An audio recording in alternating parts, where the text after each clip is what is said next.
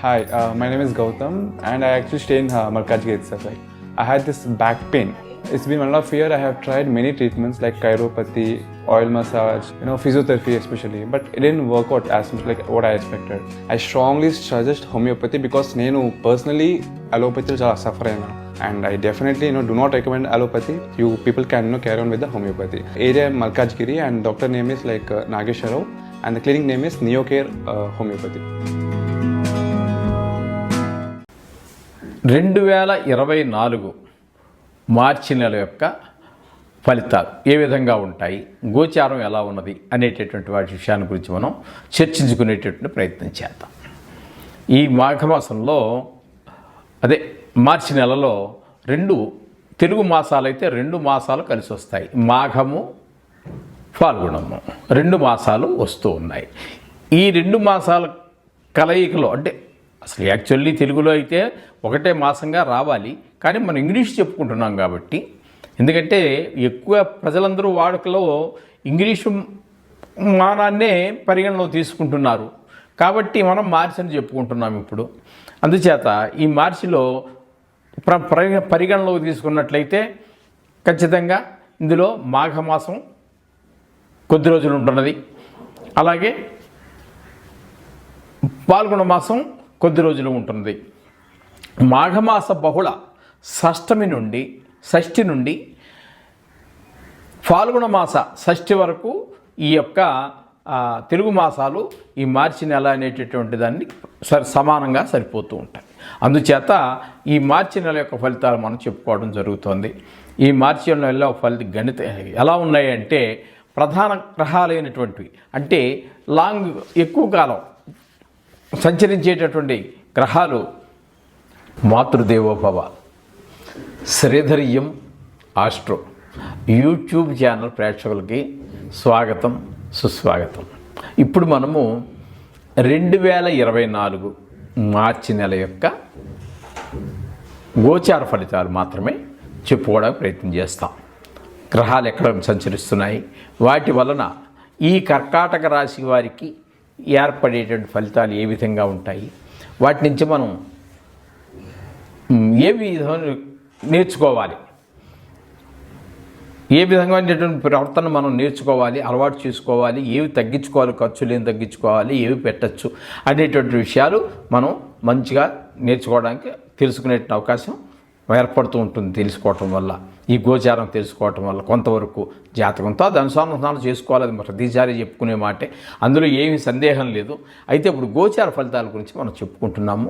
ఈ కర్కాటక రాశి వారికి తృతీయంలో కేతువు, అష్టమంలో శని స్వక్షేత్రం, అలాగే భాగ్యంలో రాహు, దశమంలో గురువు, ఈ విధంగా సంచారం జరుగుతోంది. ఇక ఇవి దీర్ఘకాలంగా అంటే ఎక్కువ కాలంగా ఈ సంవత్సరం ఈ నెల రోజుల్లో ఈ గ్రహాల యొక్క మార్పుడు ఏమీ ఉండదు. మిగతా గ్రహాలు కొన్ని మారుతాయి. అయితే ఈ 4 గ్రహాలు మాత్రం ఈ నెల రోజుల్లో ఎప్పుడూ మారేటువంటి పరిస్థితి లేదు. ఇకపోతే కుజ శుక్రులు మనం తీసుకున్నట్టయితే, శుక్రుడు మనకి 8వ తారీఖున మార్చి నెలలో 3వ తారీఖున మనకి మకరం నుండి కుంభంలో ప్రవేశిస్తూ ఉన్నారు. ఇప్పుడు 16వ తారీఖున మార్చి నెలలోనే ఈ కుజుడు మకరం నుండి మళ్ళీ కుంభంలో ప్రవేశిస్తూ ఉన్నారు. ఇప్పుడు అంటే 8వ తారీఖు వరకు కూడా, 1వ తారీఖు నుంచి 8వ తారీఖు వరకు వారిద్దరూ మకరంలో కలిసి ఉంటారు. ఆ తర్వాత ఒక 8 రోజులు వ్యవధిలో మళ్ళా ముందు శుక్రుడు వెళ్ళినా వెనకాల 8 రోజులు తేడాలో మన కుజుడు అక్కడికి వెళ్తున్నారు. మళ్ళీ వాళ్ళిద్దరూ కలవటం, అక్కడ వీళ్ళకి తోడుగా ఆల్రెడీ మనకి శనీశ్వరుడు అక్కడ స్వస్థానమే ఆయన కూడా ఉన్నారు. అందుచేత ఇక్కడ కొంచెము ఇక్కడ శని ఈ కుజులు కలయిక అంతగా శుభాన్నివ్వదు. అలాగే శుక్రుడు కుజుడు యొక్క ఫలితాలు కూడా వాళ్ళిద్దరి కలయిక కూడా మంచిదివ్వదు. అయితే ఈ ఫలితాలు ఏ విధంగా ఉంటాయి, ఇంకా తక్కువ కాలంలో చంద్రుడు, రవి, బుధుడు ఉన్నారనుకోండి, వాళ్ళు 27 రోజులు 30 రోజులు చంద్రుడైతే 2 రోజులు ఉంటారు. అయితే మొత్తం మీద మనం ఈ గ్రహగతిని మనం అలాగే భాగ్యస్థానంలో రాహు అండి, భాగ్యస్థానంలో రాహు సంచారం జరుగుతోంది, దశమ స్థానంలో గురు సంచారం కూడా జరుగుతోంది. మొత్తం మీద వీటిని ఈ గ్రహాల యొక్క స్థితిని కనుక మనం పరిశీలించినట్టయితే మనకి ఇక్కడ మనకు తెలుస్తున్నటువంటిది ఏంటంటే గ్రహ సంచారంలో అధిక భాగం ప్రతికూలంగానే ఉంది. అంచేత కంగారు పడక్కర్లేదండి, మనం చెప్పుకుంటున్నట్టుగానే ప్రతికూలంగా కొంచెం ఈ కర్కాటక రాశి వారికి కొంచెం ప్రతికూలంగా ఉందండి మనకి ఇక్కడ.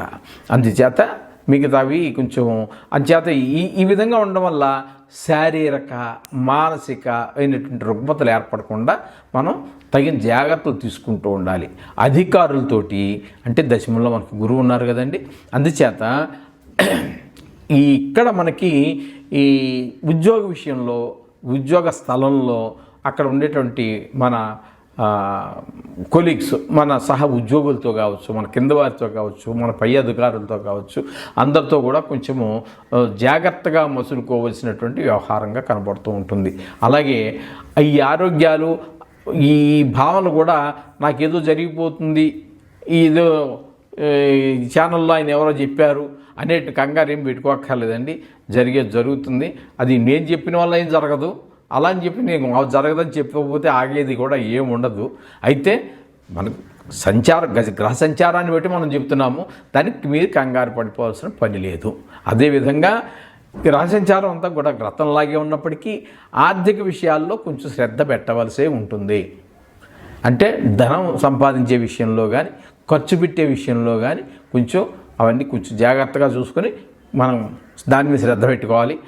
గతం కన్నా కూడా టెన్షన్లు పెరుగుతాయి, ఖర్చులు పెరుగుతాయి, వృత్తి ఉద్యోగాలందు కూడా ఆశ్చర్యకరంగా వ్యవహరించలేకపోతారు. ఆశ్చర్యకరంగా ఆసక్తికరంగా ఇదివరకు మీరు ప్రవర్తించారు, మీ వర్క్ చూసి చాలామంది ఆశ్చర్యపోయినటువంటి వాళ్ళు ఉంటారు. మీరు ఇంతకుముందు ఉద్యోగం మీద మీరు ఆసక్తి బాగా చూపించేవాళ్ళు, ఈ నెల రోజులు కొంచెం ఆసక్తి చూపించలేకపోవచ్చు.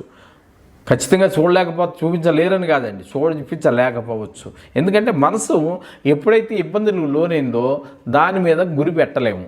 ఆ విధంగా కొంచెం ఆసక్తి తక్కువ వల్ల కొన్ని ఇబ్బందికరమైనటువంటి పరిస్థితులు ఏర్పడుతుంటాయి. మన బాస్ మనం తిడతాడు, ఈ పని ఏంటో ఎట్లా చేసావు, అంత అనుభవం వాడివి, ఎప్పుడు బ్రహ్మాండంగా చేస్తావు కదా, మరి ఏమైంది ఇప్పుడు అని చెప్పేసి సున్నితంగా మందలిస్తారు. ఆయన సున్నిత స్వభావుడైతే మన బాసు కొంచెం హార్డ్గా ఉండే మనిషి అనుకోండి, ఎందే అంటాడు, మొహం ఇలా పెట్టేసి కొంచెం గట్టిగా రంకిలు కేకలు వేసి ఈ విధమైనటువంటి పరిస్థితులు ఉంటాయి.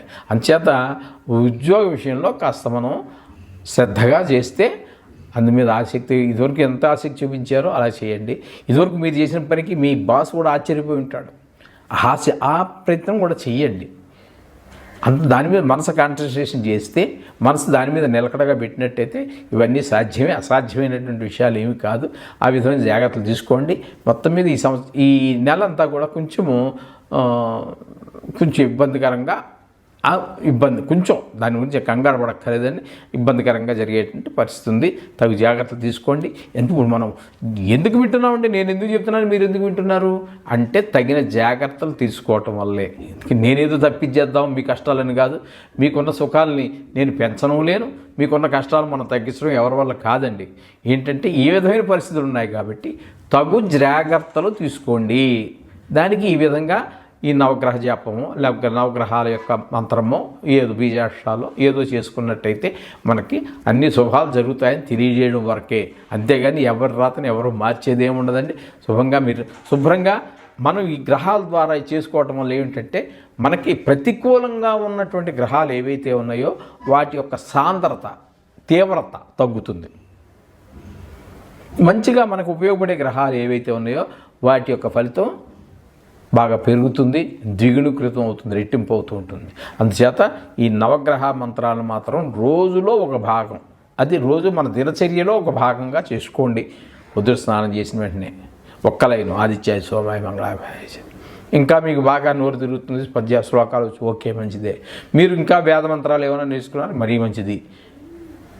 ఇక బీజాక్షరాలను కొన్ని ఉంటాయి, అవి మీరు స్పష్టంగా పలకగలిగితే అవి కొంచెం తక్షణం ఇచ్చేటటువంటి రిజల్ట్ ఇచ్చేటువంటి మంచి మంచి మంత్రాలుగా మరి పెద్దలు చెప్తారు.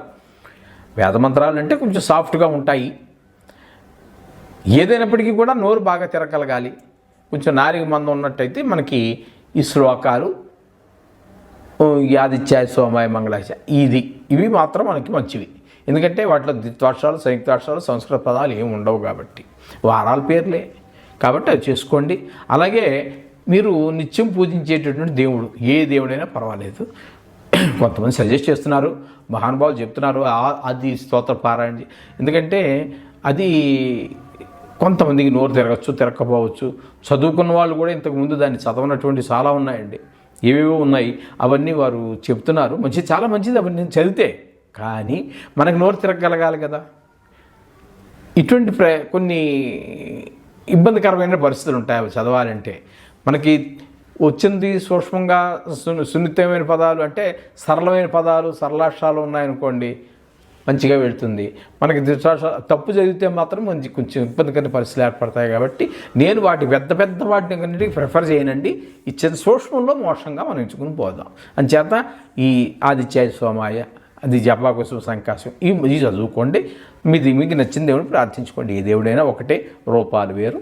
అది మాత్రం దృష్టిలో పెట్టుకుని మీరు ప్రయత్నించినట్టయితే మీకు శుభం జరుగుతుంది. ఏమి కంగారు పడక్కర్లేదండి. శుభం భూయాత్.